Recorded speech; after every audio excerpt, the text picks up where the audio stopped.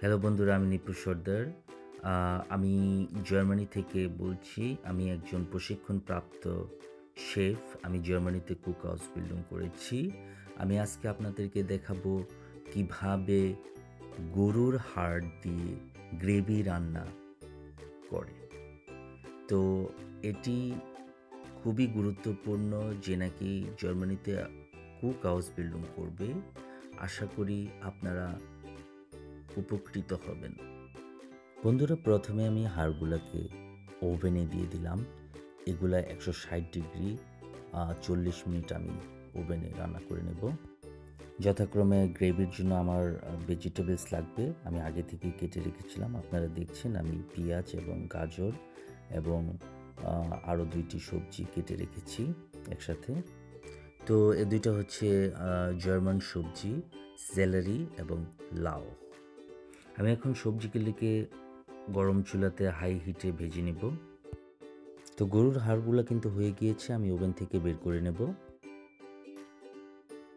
বন্ধুরা, আপনারা দেখতে পাচ্ছেন আমি গরুর হাড়গুলাকে ভেজিটেবলসের সাথে গরম চুলাতে ভেজে নিচ্ছি।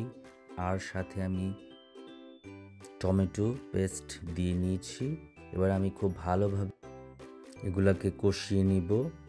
তো আপনারা দেখছেন কড়াইটা হালকা পোড়া পোড়া হয়েছে। তো আমি এরকমই চেয়েছিলাম, এটাই এটার কালারটাকে সুন্দর করবে। এবার বন্ধুরা, আমি কড়াইটাকে পানি দিয়ে ভরে দেব এবং পানিটাকে একবার রান্না করে নিব খুব গরম হিটে। এবার আমি এটাতে মশলা অ্যাড করে নেব।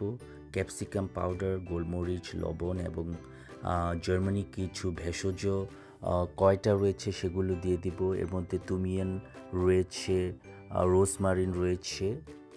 তো আমি এগুলো অ্যাড করে নেব। তারপরে আমি এটাকে হালকা জালে ৩-৪ ঘন্টা রেখে দেব।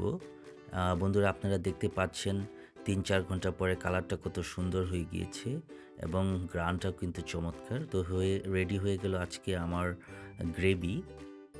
বন্ধুরা, আমি আশা করব আপনারা সম্পূর্ণ ভিডিওটি দেখেছেন। সবাইকে ধন্যবাদ।